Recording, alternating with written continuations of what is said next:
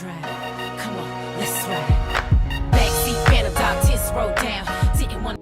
What's up? It's your girl, The Real Jessica Show, and we're back again with another episode. What's up? Like, how have you guys been? I miss y'all. I know y'all miss me. Tell me what's been going on. Like, give me the tea. Girl, it's been crazy. It's been crazy. Well, obviously, if you're here, you got engaged. Congratulations. I'm so happy for you. I know that he's your best friend. He, she, them, they are your best friend, and you're meant to spend the rest of your life with your spouse, your life partner. I mean, it's such an amazing opportunity just to find the person you're meant to be with, and I'm so glad that happened to you. I mean, but if you're here, you probably have so many questions. It doesn't make any sense. You're probably like, where do I start?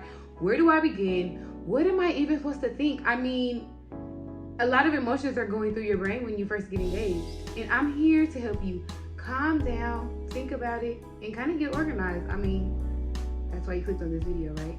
So let's get started. First off, the very first thing you need to do is go ahead and celebrate. Enjoy the moment. I mean, you just got engaged. It is like literally one of the happiest moments of your life, and it's just the beginning. So, I mean, take a moment just to say, I'm a fiance. I am a fiance. Say it with some dramatics. I even bought me a fiance cup. Well, actually, somebody bought it for me. But either way, celebrate the moment. Live in it. You are a fiance. The second thing you need to do is to decide your colors or choose a theme. And I mean, your colors can range from anything to your favorite colors, to both of your favorite colors, to a theme such as the Roaring 20s, the Swinging 50s. I mean, you can even go to the 70s if you want.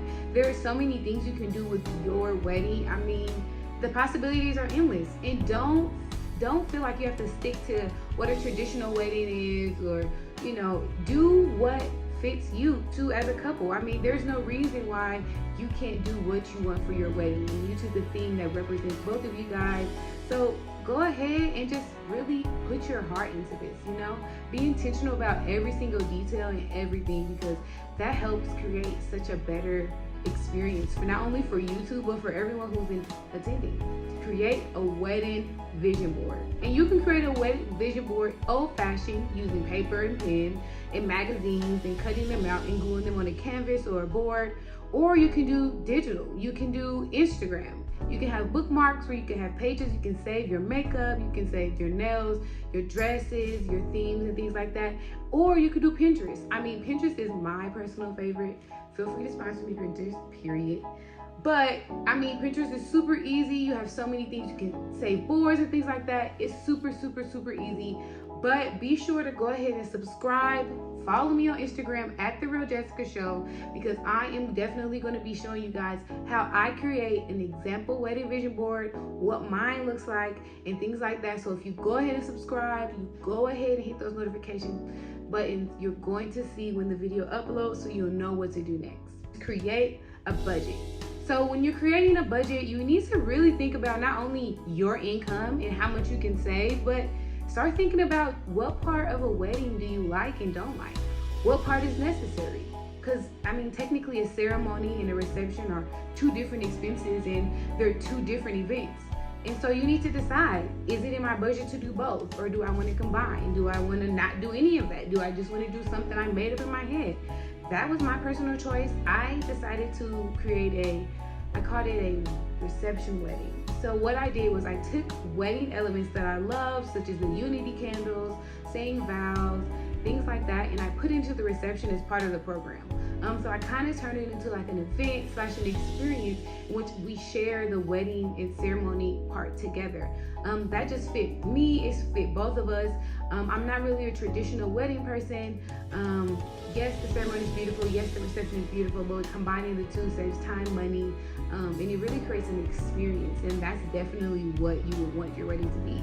And so think on / draft a guest list. That's what you need to start thinking of next, because realistically, like, let's be real, your budget is heavily going to be dependent upon your guest list, because typically catering, things like that, charge per person per plate. So I mean, you need to be thinking about, are we drinking water, or are we going to be drinking something harder? Or, and if we are drinking something harder, what does that look like?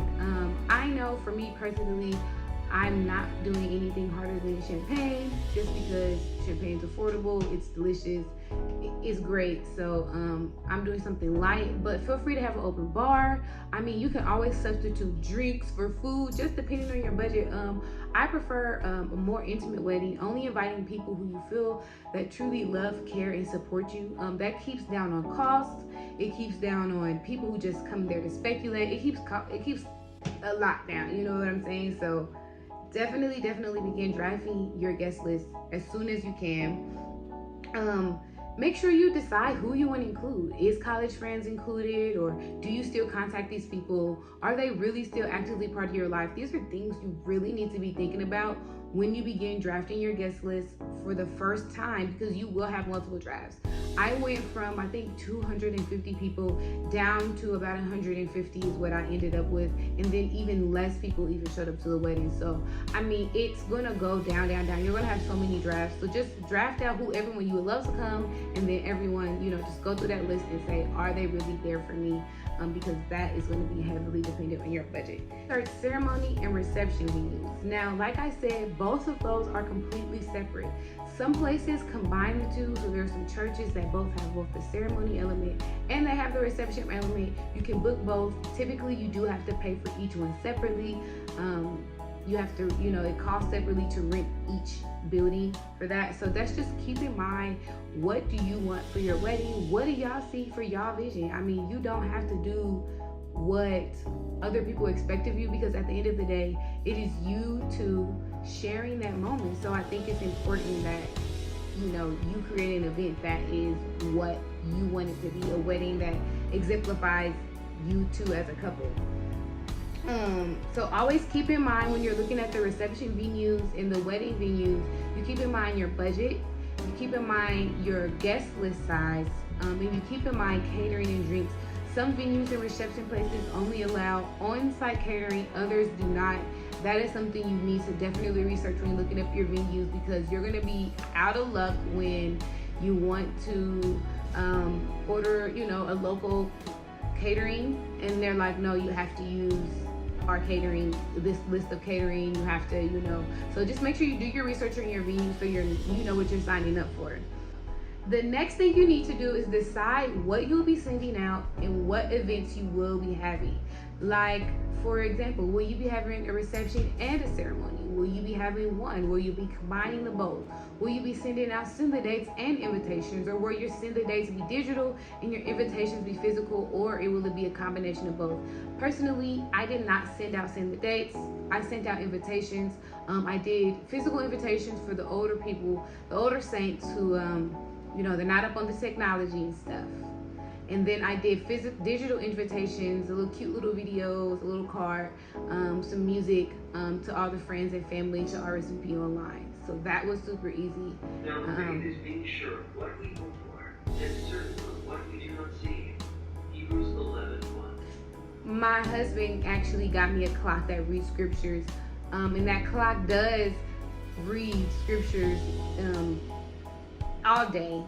As if the sun is shining, it sure does, and it does interrupt in meetings and things like that. If that's what you were thinking, yes, that's what that clock does. But back to what I was saying, you need to decide if you're going to do save the dates or invitations. You need to decide if you're going to do an engagement party, if you're going to do a couple shower, if you're going to do a bridal shower, if you're going to do bachelorette parties, you're going to combine the two. I mean, there are so many different options when it comes to planning your wedding. It's literally whatever you desire and what your heart is. You don't have to do what your parents did. You don't have to do what people are suggesting. And you also don't have to change your mind once you make up your mind. So just really decide what you want for yourself. For me personally, like I said, I did not send out save the date. I did partial physical invitations, partial digital. I mean, I mixed it up. For me, I decided to do a couple shower, no bridal shower, because I wanted to make sure that my husband knows that his opinion is valued, that this day is for him as well. I wanted to let him know that, you know, we're in this together. It's a team effort and it's a partnership. And so we decided a lot of things together. He's helped me from very beginning to end. He's been nothing but a blessing. But I know every bride can't say that, so I'm just definitely grateful that I can. But yeah, so you need to just decide what events you're gonna have, what you're not gonna have. For me personally, I decided to do an entire weekend just because I had a lot of family coming from out of town. So did he. So it just made sense to kind of just do a weekend, a wedding weekend. So it was so beautiful. I loved it. It's everything I could have dreamed of. So then you need to decide on your bridesmaids. That is super important because your bridesmaids are going to be your ride or die girls, okay? They're going to be the ones to help you when you're stressed out. They're going to be ones to pull you aside and say, hey, think about this, think about that. Have you thought about this? They're going to be the ones that are really there to really help you. So you need to pick a number. Pick as many as you want. Pick as little as you want. Pick any gender you want. There is no rules to a wedding anymore. All of those traditions died long ago. You can have anyone be a bridesmaid. You can have anyone be a groomsman. I mean, it's your wedding. Don't let anyone define that special day for you. You define that for you because it is for y'all too, and it's not for nobody else. I've had to constantly remind my family more than once that that day is not about them. It is about me and my husband. It has nothing to do with your personal wants or needs, because you're there to celebrate and support us. So always keep you guys at the center of it, okay? Always remember that. You need to have a timeline, okay? Mind you, the first timeline you're going to create is going to be extremely tentative, okay? It's going to be you're thinking about this, you're thinking about that, you're hoping you can get things done. But as things narrow down and as you decide your themes, your colors, your number of bridesmaids, things like that, that's when you'll really get dates. You know, when you start having vendors and things like that, and they'll have deadlines on when things need to be paid for, that's when you'll really have a set and date, set a hard timeline. But right now, when you're just getting engaged, everything's tentative. So you need to plan, you know, dates to decide colors, when to pick up your rings. I actually, in the subscription box below, if you follow me on Instagram and give me a DM, I will actually send you a wedding checklist that was gifted to me that was literally a lifesaver. Has every single month from 1 year out to now. It is great, it's useful. So if you follow me on Instagram and DM me, mention this video, I'll send it to you personally. It literally saved my life, and I want to save yours as well, okay? Like, why wouldn't I? Next you need to do is to stay organized, and I'm going to make a video about that. So make sure you're subscribing, you're following me on Instagram, you at me on Twitter. I mean, there are so many options to keep yourself entertained with more of me. I mean, like I said, I'm making a video on how to get organized. What do you need to do? Like, what does that look like? So stay tuned, subscribe right now, because first of all, you need to get organized. If you're not organized, then baby, kiss it goodbye. What you need is a good old notebook just like this. Or if you're more modern and up to date, you could use a computer, a tablet, whatever floats your boat. You can even use your iPhone or your Android if that's what you please. But you need to have something that's keeping you organized, keeping your dates aligned, keeping what's done, what's not done, what's your responsibility, what's not.